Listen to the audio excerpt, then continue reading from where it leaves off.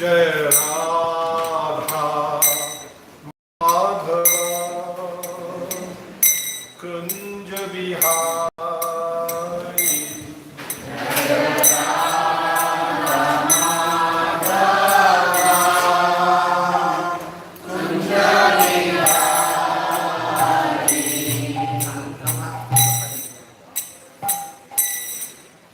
जय राधा माधव कुंज बिहारी।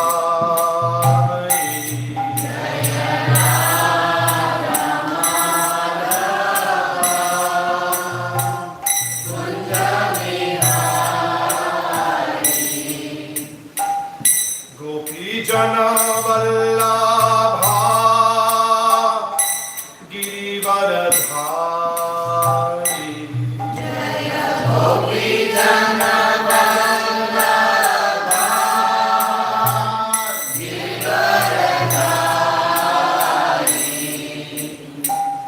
गोपी जन वल्लभा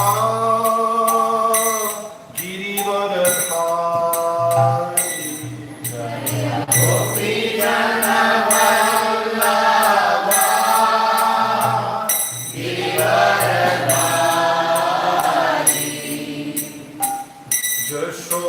यशोदानंदन ब्रज जनरंजन।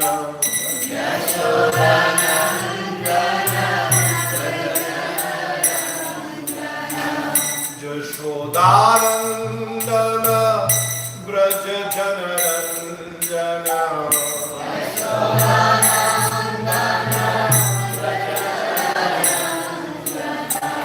यमुना तीरा वनचारी।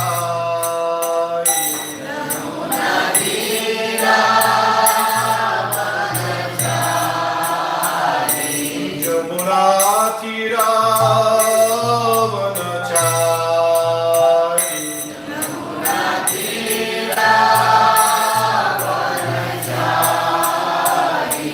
जय राधा माधव कुंज बिहारी।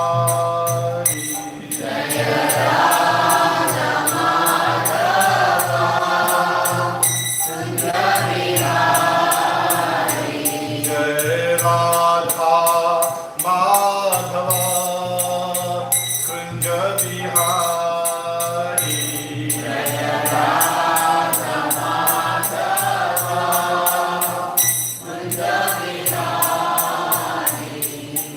गोपी जन वल्लभा गिरिवरधारी।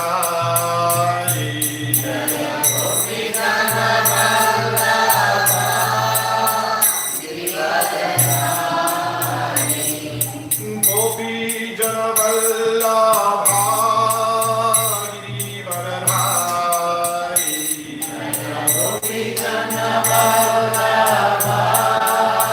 गिरिवरधारी। यशोदानंदन ब्रज जनरंजन।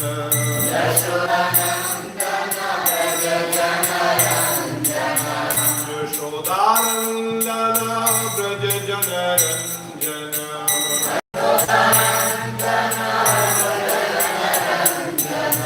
यमुना तीरा वनचारी।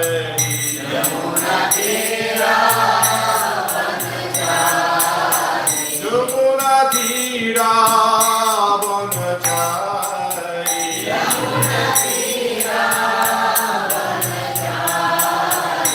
जय Radha Madhav Kunj Bihari.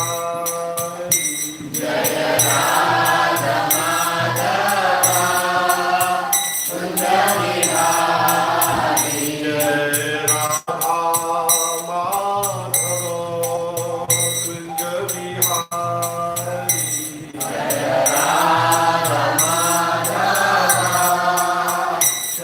Bihari. Jai Om Vishnupad Paramhansa Parivrajakacharya Ashtottara Shrimad divine grace PC Bhakti Vedanta Swami Maharaj Prabhupada की जय। Ananta Koti Vaishnava Vrinda ki jai. ISKCON founder Acharya Srila Prabhupada ki jai. Namacharya Srila Haridas Thakur ki jai. Prem se kaho Shri Krishna Chaitanya Prabhu Nityananda Shri Advaita Gadadhar Shivasadi Gaur Bhakta Vrinda ki jai. Shri Shri Radha Krishna Gopa Gopinath Shyam Kund Radha Kund Giri Govardhan ki jai. Vrindavan Dham ki jai. Navadvip Mayapur Dham ki jai. Ganga Mai ki jai. Jamuna Mai ki jai. Tulsi Maharani ki jai. Bhakti Devi ki jai. Shomobeta Bhakta Vrinda ki jai. Gaur Premanande. All glories to the assembled devotees. All glories to the assembled devotees. All glories to the assembled devotees. All glory to Shri Shri Guru and Shri Gauranga Hari Hari Bo. Namo Om Vishnu Padaya Vishnu Krishnaya Vishnu Bhakti Vedanta Shanti Namane Namaste Saraswate Deve Gauravani Pracharine Nirvishesha Shunyavadi Paschatya Deshatari. Om Namo Bhagavate Vasudevaya. Om Namo Bhagavate Vasudevaya. Om Namo Bhagavate Vasudevaya. Om Namo Bhagavate Vasudevaya. Om Namo Bhagavate Vasudevaya. Om Namo Bhagavate Vasudevaya. We're going to read today a verse from the Srimad Bhagavatam. The basic teachings are there in Bhagavad Gita. Some of you are familiar with Bhagavad Gita. Yeah? And then further information is there in Srimad Bhagavatam. Those who like to go a little further. Of course, the same principles are applied, just a little more. So this is from the 7th canto, 5th chapter. These are discussions between a son and his father. The son happened to be a devotee, but the father happened to be a really nasty guy. Does this sometimes happen? Yes, it sometimes happens. Prahlad Maharaj was the son, and Hiranyakashipu was the father. So he's telling his father, the subject of today's talk is Bhakti Yoga. You're all familiar with yoga, so this is a little bit of detail about Bhakti Yoga, one of the different kinds of yoga. Is it up there on the... Oh, very good, thank you. Shyam Kumar put it up there very nicely for us, so thank you. So we'll chant it responsibly, and it's a little tricky, but see what you can do. Naisha Matistava Urukramangrim.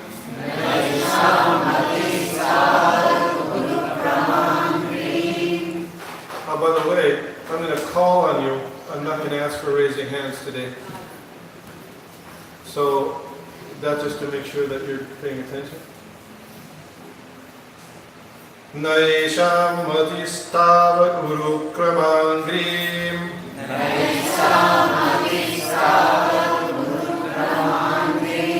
Krishatyanartha Bhugamo Yadartha.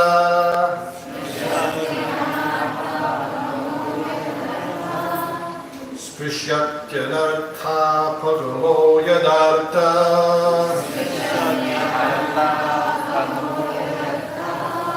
Mahiyasam Padarajo Bhishekam. Mahiyasam Padarajo Bhishekam. Nishkinchananam Navrinita Yavat. Nishkinchananam Navrinita Yavat.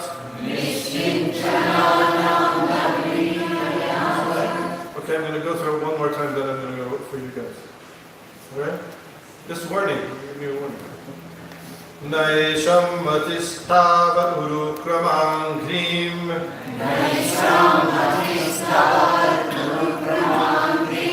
Sprishatya nartha bhagamo yadartha.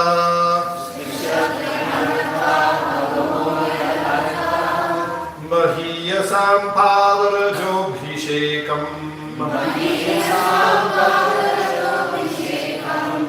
Nishkinchananam navrinita yavat.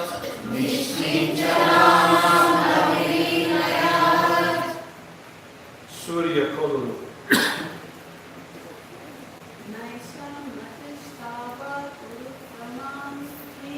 Naisham vadistava urukramangrim.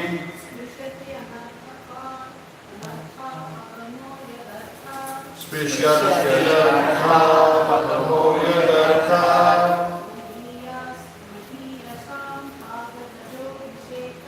Mahiyasam padarajobhishekam.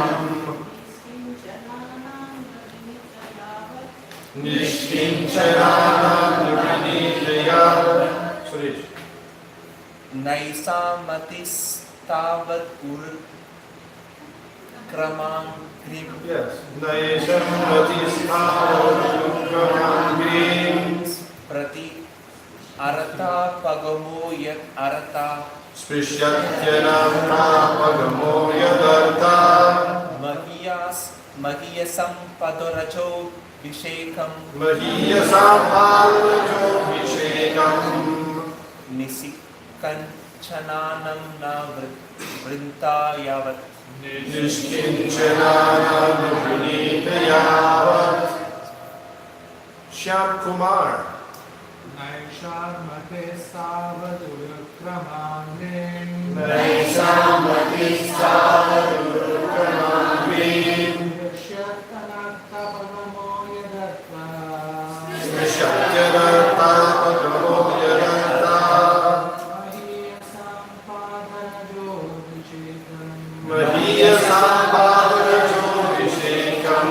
Nishkinchananam navrinitayavat. Nishkinchananam navrinitayavat.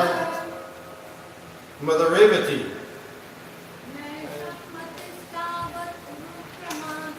Naishamati savadurukramangrim. Sprishyatya nartha bhagamo yadartha.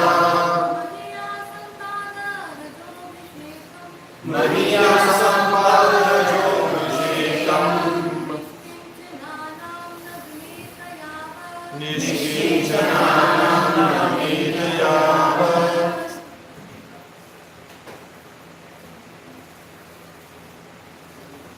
Kirtiraj. Naishamati-savadurukramangrim. Naishamati-savadurukramangrim. Yashyatanartha-pagamo yadartha. Sprishyatya nartha bhagamo yadartha. Mahiyasam padarajobhishekam. Mahiyasam padarajobhishekam. Nishkinchananam navanitayavat. Nishkinchananam navrinitayavat. Not. Isham. Of these. Mati. The consciousness. Tavat. That long. Urukrama Angrim. The lotus feet of the Supreme Personality of Godhead, who is Go ahead. Who is famous for performing uncommon activities. That's a mouthful, right? Krama, you're doing something. Uru krama, wonderful activities. Angrim is feet, yeah. Anartha, of unwanted things. Apagama, the disappearance. Yat, of which artha, the purpose, mahiyasam, of the great souls, the Mahatmas, or devotees, Padaraja, by the dust of the lotus feet, Abhishekam, consecration.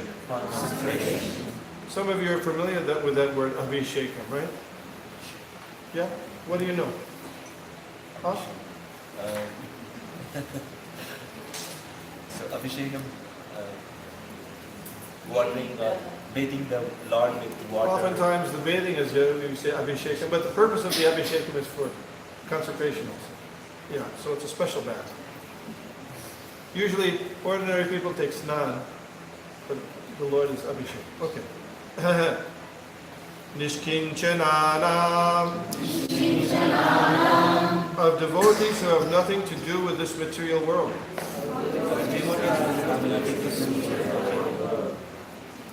Na, not, Vrinita, may accept, Yavat, as long as. Translation: unless they smear upon their bodies the dust of the lotus feet of a Vaishnava, completely freed from material contamination. Persons very much inclined toward materialistic life cannot be attached to the lotus feet of the Lord, who is glorified for his uncommon activities. Only by becoming Krishna conscious and taking shelter of the lotus feet of the Lord in this way can one be freed from material contamination. Okay, I say, you say. Unless they smear upon their bodies, the dust of the lotus feet of a Vaishnava, completely freed from material contamination. Persons very much inclined toward materialistic life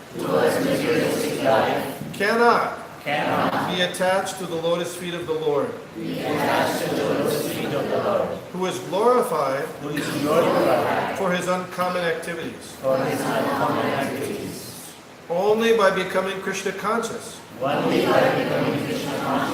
and taking shelter of the lotus feet of the Lord in this way can one be freed from material contamination. So question, it says, in this way. What way is that? It says, taking shelter of the lotus feet of the Lord in this way. What was that referring to? Who knows? You all take your, what's that? Taking shelter of the lotus feet. Yeah, good. Taking the dust of the feet of a Vaishnava, not just any Vaishnava, but a Vaishnava who is, it's called in the Sanskrit here was Nishkinchananam. That means a Vaishnava who's completely free from material attachments. There are many kinds of Vaishnavas, but that particular Vaishnava you want to find and take their instruction and take the dust of their feet. So that's how here it says taking shelter of Krishna. Purport. Becoming Krishna conscious brings about anartha upakama, the disappearance of all anarthas, the miserable conditions we have unnecessarily accepted.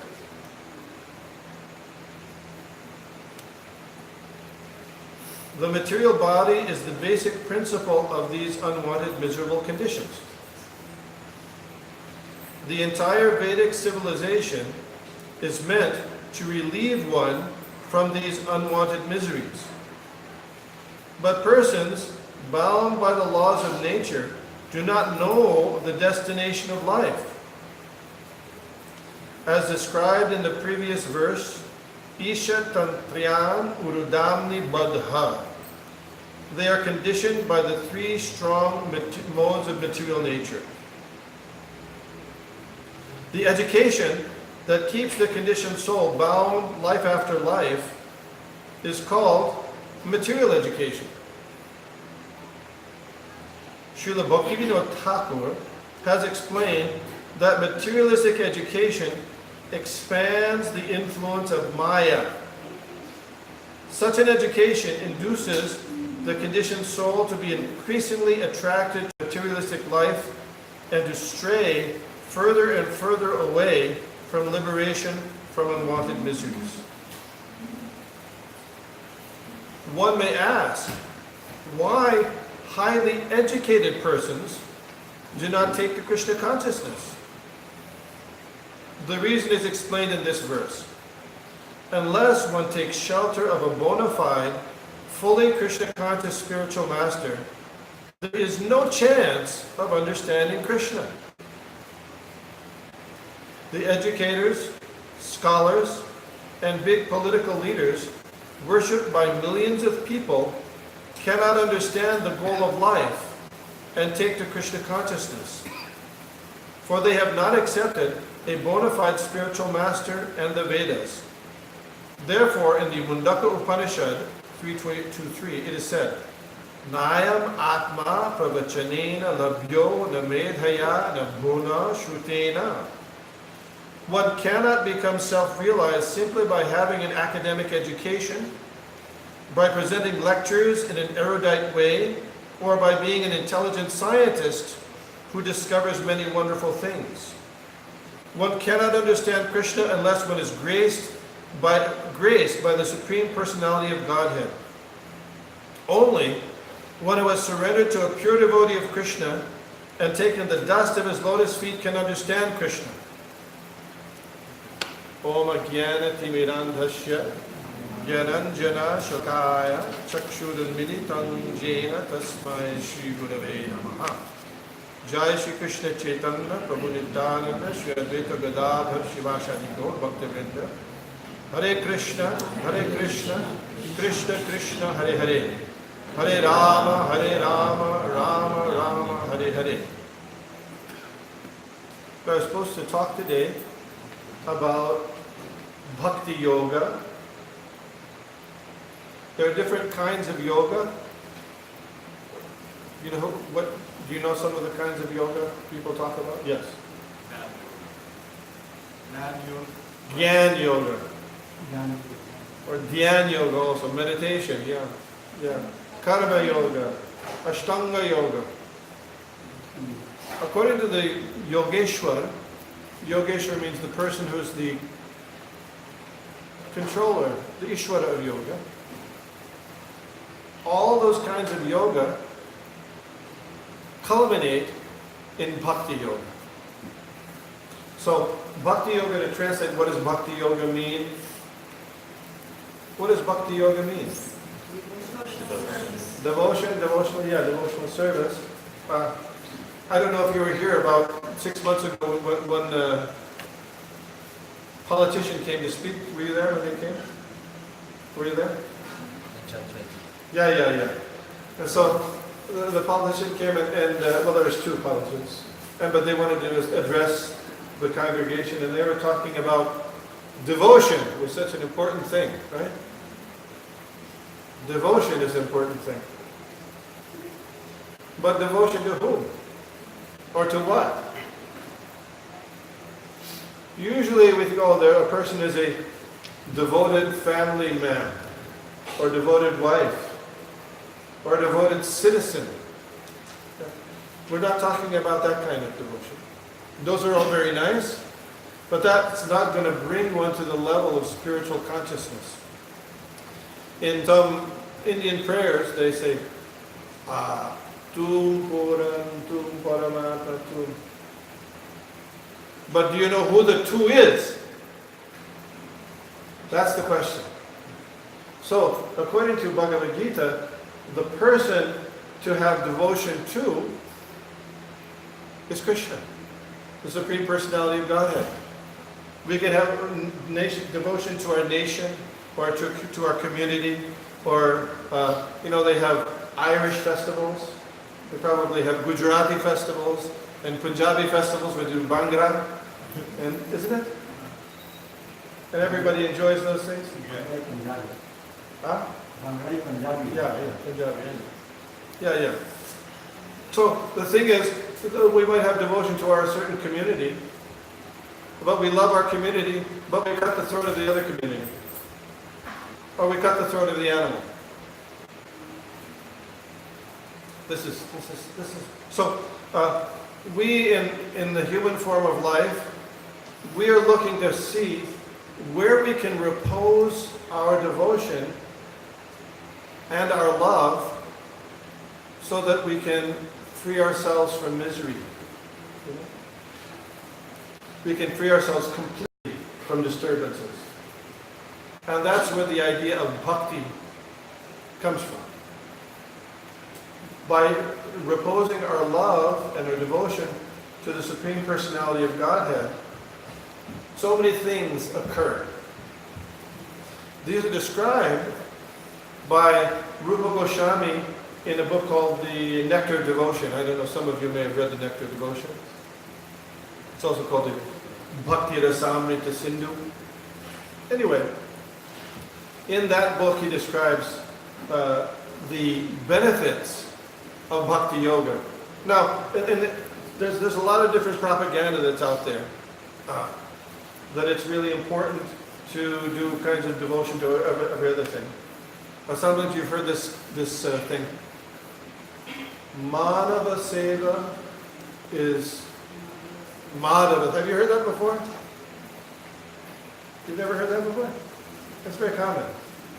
Madhava Seva means service to man. Is Madhava Seva is service to God. Right? You've never heard that before? Yeah, you've heard it. Some people have heard it. Yeah. So this is a little jingo that people like to say. You won't find it anywhere in the Vedas or in Bhagavad Gita. So the catch here is that in order to serve a person, you have to know first who they are. For example, say you're on a ship and there's somebody drowning in the ocean. Now, you could throw him a banana. Madhava Seva, service to man, right? Or you can throw him or her a lifesaver. What is it? Yeah. First one, they may get some temporary, you think he'll really be interested in that banana? Well, struggling, he may not have eaten for several days. So yeah, but ultimately, it's only a temporary panacea for the problem. The real thing is to get out of the ocean of problems, right? So, Rupa Goswami says that Bhakti Yoga is the thing that is the most auspicious for everyone. Why? Because it frees people from the ocean of birth and death, which is the real problem that everyone is facing. This is a big deal. So, number one, it frees us from the ocean of birth and death, Bhakti Yoga, and at the same time, it gives you an unlimited transcendental happiness. Who here doesn't want to be happy? Everybody wants to be happy, isn't it? I want to be happy. You want to be happy. Yeah. But the difficulty with happiness that we experience in general is the happiness that we get in the material world is limited and temporary. Krishna says that. Who made the material world? God made the material world, so he set it up in a particular way. So he knows what's going on. He knows what's what. So he says like this. Yehi samsparshaja bhoga dukkha yonaya evate. He said, Aryantavanta kaunteya nateshu ramate buddha. That the smart people, Buddhas, they don't delight in the enjoyment that just comes from the senses. Why? Aryantavanta. It has a beginning and an end. And therefore, Wise people don't take their pleasure in it. Now, I'll give you a few examples, okay? When I was a kid, you know what the favorite time of year was? Oh, there are no kids here. Everybody, all the kids ran away today. What's that? Christmas, Halloween now. Summer vacation was the best. Summer vacation, isn't it? No school. But the problem was, when you come around end of August, like right now, what's the problem? School, back to school. Oh, some kids cry when it's time to go back to school. Because all this, it has a beginning and an end, right? Beginning and an end. Okay, another example. You know, I told this morning, that when I was a new devotee, I used to work in the kitchen too. Many of you helped in the kitchen. And they told me, it was the festival of Lord Chaitanya. What do you call that? Gaur Purnima, yeah, very good. Gaur Purnima. And so they were making this preparation called Mahabrinjal. Mahabrinjal, it's a favorite of Lord Chaitanya.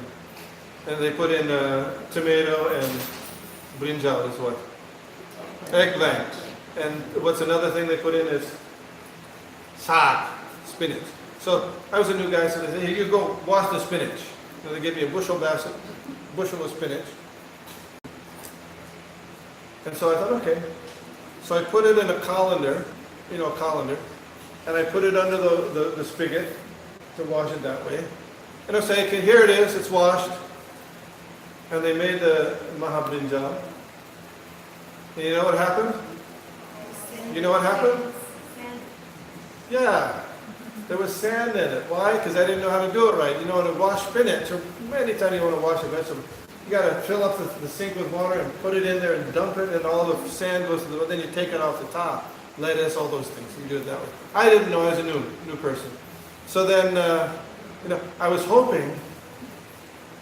They offered it to Krishna, but I was hoping that it wouldn't be too bad. But what do you do when you're tasting the vegetable? You have some nice curry and you taste the vegetable, and there's sand in it. Do you like that? Now, one person was very nice to me. He said, "Yeah, it's not so bad. It's not so bad. The sand." But really, you have a nice vegetable, nice spices with ginger and jeera, garam masala, and everything. But it's mixed with the sand. Doesn't the sand ruin it? Isn't it really ruined by the sand? Isn't it really? So similarly in this material world, we try to enjoy our lives. But along with our enjoyment, material enjoyment, there's the sand. There's sand. Adhyatmic, adibhautik, adidaivic, klesh. We get miseries from other people, miseries from too hot, too cold, hurricanes, lightning bolts, and miseries from our own body and mind. And ultimately there's birth, death, old age, and disease. And in this analogy, what are those? What's the analogy? That's sand. We're trying very hard to enjoy, but guess what? Not a single person makes it out of this material world trying to enjoy materially without those problems. So then, then another example I gave. Once in a while you'll find somebody who says something like this. He says, gosh, it's all part of life. You can't take the bad with the good. It's all part of life. Have you heard people say this? I'm not really worried about it because it's all part of life. Okay. So find an old man, or an old lady, and then you tell them, gee whiz, you're already old, you've got arthritis, your hearing is going, your heart's not very good. Okay, let me kill you. Okay? What will they say? No, I said, we'll call it mercy killing. Really? Will they see that as mercy? No. Why? Because we want to live eternally, we want to have eternal happiness, and this kind of happiness that we get here in this world is not made that way. It's adi antamanta, has a beginning and an end. Therefore, A wise person, we're supposed to be wise. We don't take our delight just in those things. Another example, this argument, philosophical argument, used to bewilder me all the time. Because people would say that, see, I'm not afraid of death. I'm not worried about it. That's all part of life and stuff like that. People used to say that. So Krishna made the arrangement one time. We used to distribute magazines in the subway in New York. And we'd make an announcement. And then people would give a donation for a magazine, you said. So anyway, one guy, he came up to me and said, what is this about? I said, this will help you. This is to help us free ourselves from the cycle of birth and death. He said, I don't care. I don't mind if I die. I have no problem. I'm not afraid of death. So I was kind of baffled. I didn't know what to say, Are you really afraid of death? Nah. So anyway, I didn't know what to say. But by Krishna's arrangement, just then, true story, just then, the cabin in the subway caught on fire. Big smoke started to fill up the train. And of course I was worried. But guess where that guy was? Guess where he was? Huh? No. He was the first one trying to claw his way out of that. The same guy who said he wasn't really worried about that. You follow? So that's just talk. People who say that is just talk. Really, each one of us wants enjoyment and happiness that doesn't end. The summer vacation that goes on and on and on, right? But in this world, we don't find it. So according to Rupa Goswami, that is available through Bhakti Yoga. That happiness is available through Bhakti Yoga. Not only is material and the enjoyment of the senses temporary, even someone who tries to identify with the Supreme Brahman. These are like impersonalists. Impersonalists, they do some mental process and they achieve a feeling of liberation by becoming one with the all-pervading spirit.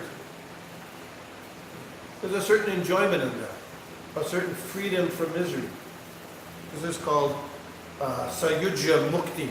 People like the idea of mukti. Mukti means liberation. Okay.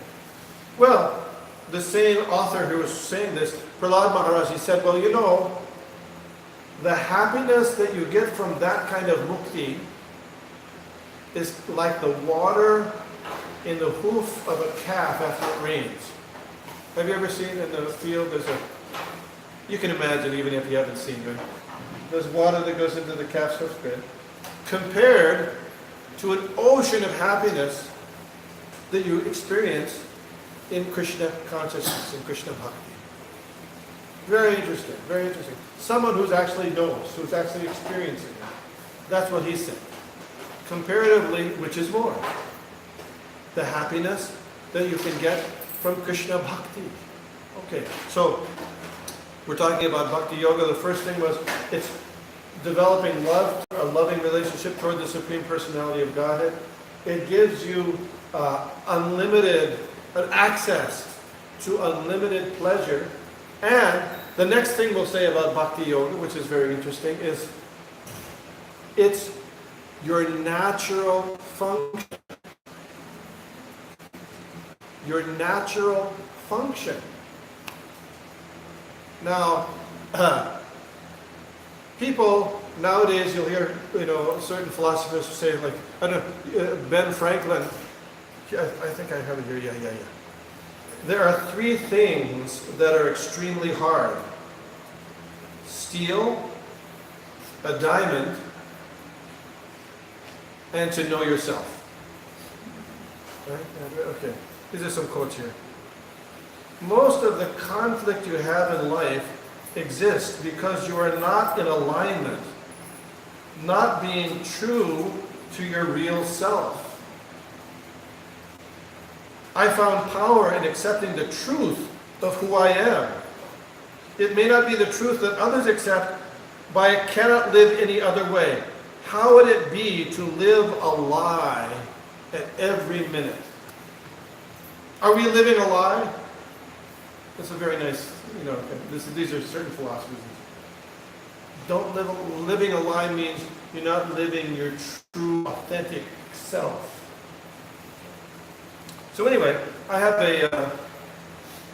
a nephew who's very interested in finding out more about himself. He's 13. So you know what he chose to do? He spent $79. Why did he spend $79? On the DNA analysis, right? Isn't it? So he spent $70, because he wanted to find out what kind of DNA he had, so he could find out if he was, how much Polish he was, or how much Lithuanian, or Italian, right? Because this is the real self, right? Right? I mean, people think this way. Well, unfortunately, I don't think the $79 expense is what those philosophers were talking about. You know what I mean? Very hard, right? Yeah, I don't think that's what but what is the real self? What is the real self? That is something that never changes. Your religion can change. Your nationality can change. Even your DNA can change. A little bit in this life. But guess what? When you transfer from this body to your next body, you got a complete change of DNA. Complete. Full. One life to another life. Krishna says that in Bhagavad Gita. Dehinosmin yata dehe komaram yovanam jara tata dehantara praptir dhiras tatra namuhyati. Just like in this life you change your body, the soul is there, but it changes the body. At the time of death, the soul takes another body. But dhira, the wise person, they're not bewildered by that. So quick, very full change of DNA. But still you exist. So what is the nature of your existence? What is the real you? What is the real you? Krishna says that also in Bhagavad Gita. Mam evangso jiva loke jiva bhuta sanatana. You, the soul, is the fragmental part and parcel of Krishna. There's a sun, and there's the ray of the sun. You're the ray. Krishna's the sun. There's a big fire, and there's a spark of the fire. You are the spark. Only you're the spark that doesn't go out. Tiny, big. Nityo, nityana. Chaitanas, chaitanana. There's one supreme eternal, and we are all subordinate eternals. Eko bahunam yoga didati kama. And the one supreme eternal is supplying everybody else their needs. Kama. Okay. So, what is we're not only part and parcel, but the part and parcel has a function. If, you have a machine, and if a part falls out, you order the part online, it's usually pretty expensive, right? But if you find that part just in the street, nobody cares, right? It's outside of the machine, outside of its involvement with the machine, there's no value, very little value. But when it's working, when it's part of the machine, it's very important. Right?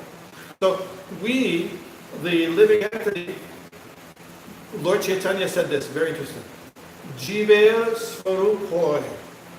The natural condition, the natural position of everybody, Krishna Nityadas, is to be engaged in service of the Supreme Personality of God.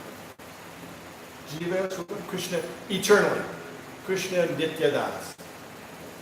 So that you're a part and parcel, a spiritual part and parcel, eternal, and your function is to be eternally serving Krishna.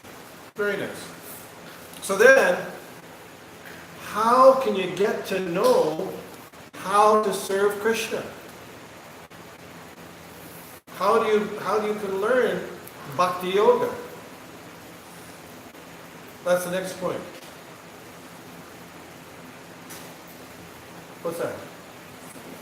What's that? Seva. But how do you know how to say it?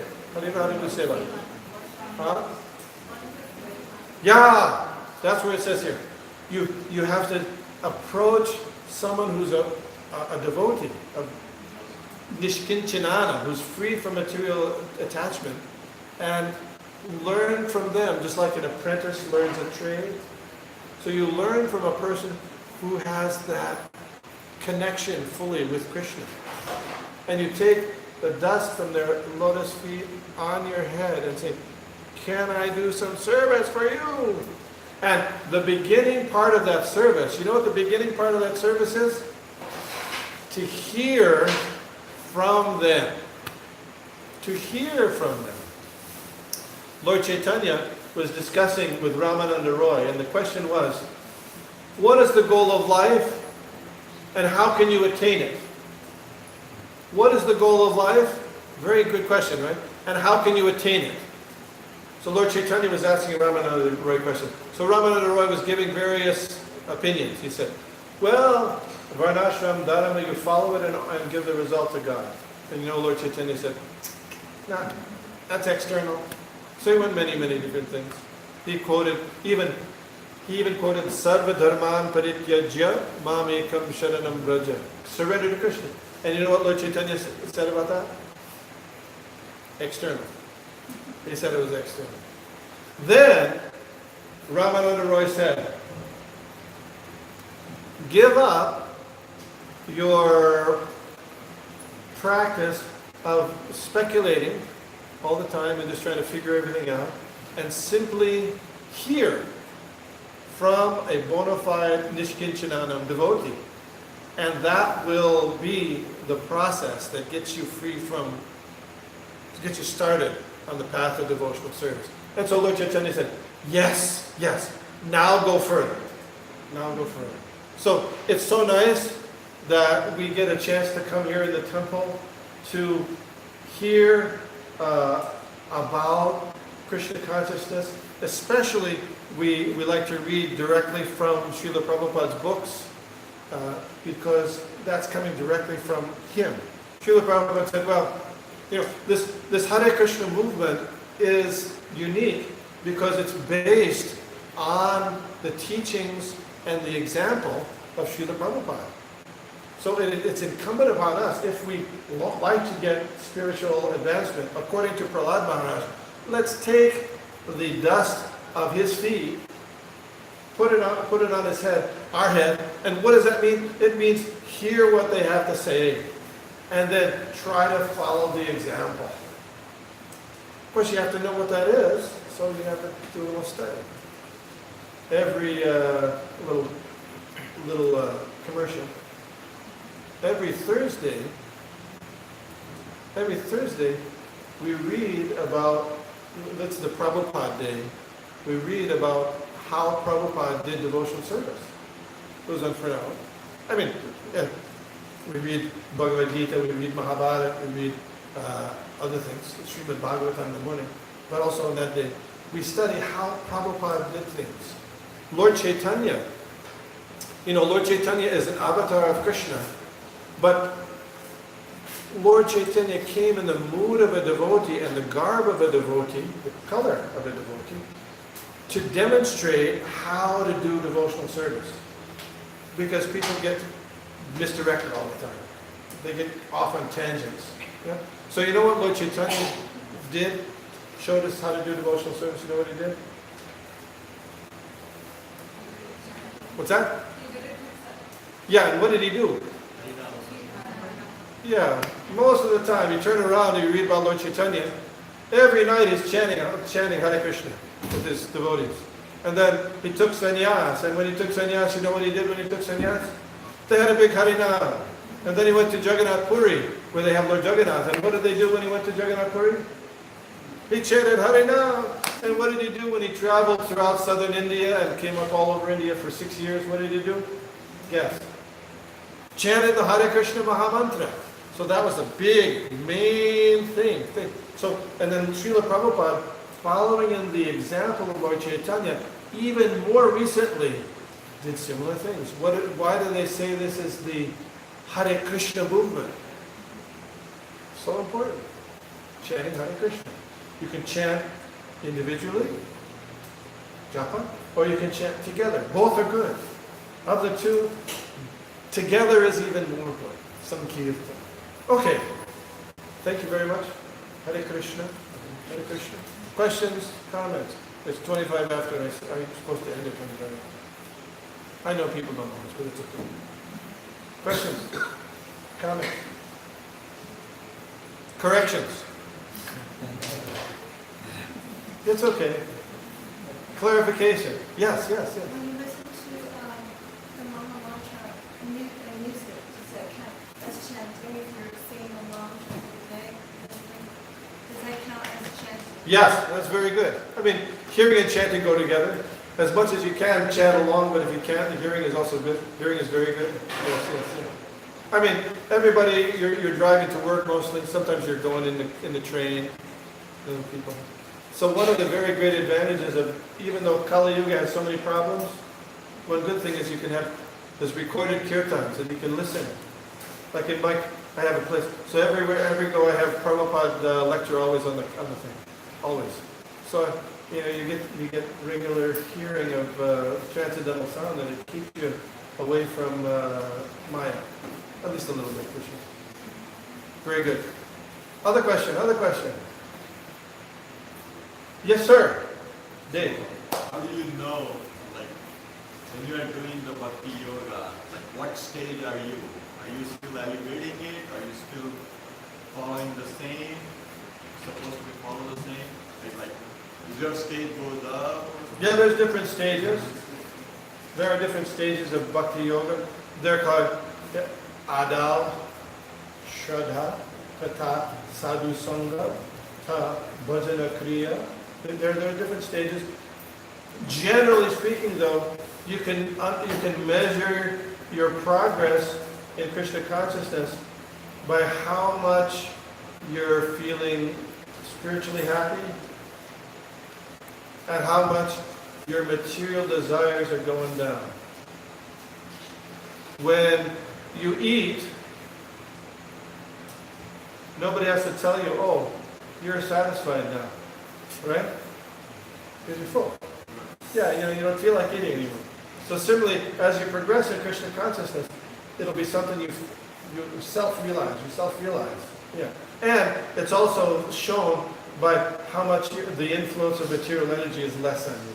So in other words, you're not influenced so much by lust, greed, anger, those things. You'll see. But there are stages. We can get into that, but not right now. Yes. Good question. Others. Other people. Other questions. Oh, we got another. 2 in a row.